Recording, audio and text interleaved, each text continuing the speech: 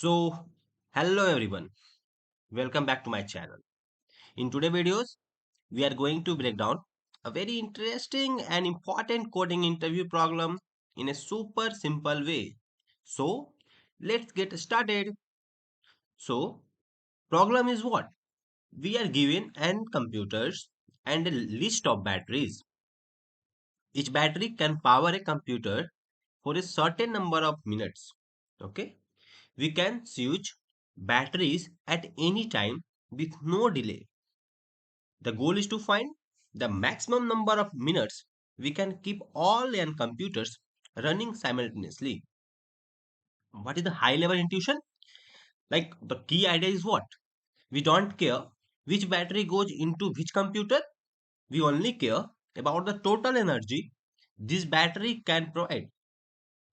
So if we want all computers to run for t minutes, we must have at least n into t, that is total usable minutes of battery power. So we use binary search to guess the value of t and check if it's possible or not. So here the code is on the right side of the means laptop. Okay, so here we can see in line number 2, that is function definition class solution in the line number 1. Okay, function definition, that is class solution. And in line number 2, that is diff max runtime self comma n comma batteries. Here this defines the function that takes the number of computers and the battery list. In line number 3, we have sort the batteries, that is batteries dot sort.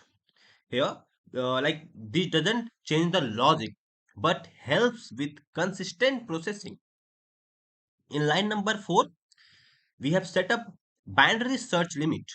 We search for the maximum possible minute t. Okay, and minimum time is equal to what? 0. So the minimum time is equal to total battery energy by n. This gives the natural upper bound. Okay, in line number 7 and in line number 6, we have feasibility check, that is diff can run t total is equal to 0 for b in batteries, total plus is equal to min b comma t, and return total greater than is equal to n into t. Here this helper function checks if it's possible to run all computer for t minutes. Okay, so for each battery the maximum contribution is mean, that is b comma t. So we sum all this contribution. If the total energy is greater than equal to required energy, that is n into t, then t minutes is achievable. Okay, so in the line number in line number yes, so in line number 11, 12. Okay, here we have search like binary search loop. While left is less than right and mid is equal to left plus right plus 1, that is by 2. Here we pick the midpoint mid, which is our current guess for maximum runtime. If mid minutes is possible, if can run, that is line number 14, mid, that is left is equal to mid. So if we can power all computers for mid minutes, we try pushing for a higher value. If not possible, then we have also applied a condition, that is else right is equal to mid minus 1. Okay, in line number, like, so if we can't support mid minutes, we'll lower our upper bound. So we have also in line number 19, the we have returned the final answer, that is return left. After the binary search completes, left will hold the maximum running time possible.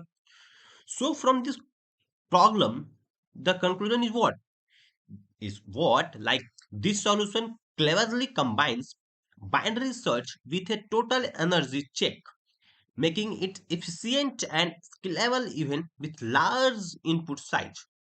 It turns a seemingly complicated battery swapping problem, which is into a clean mathematical feasibility problem.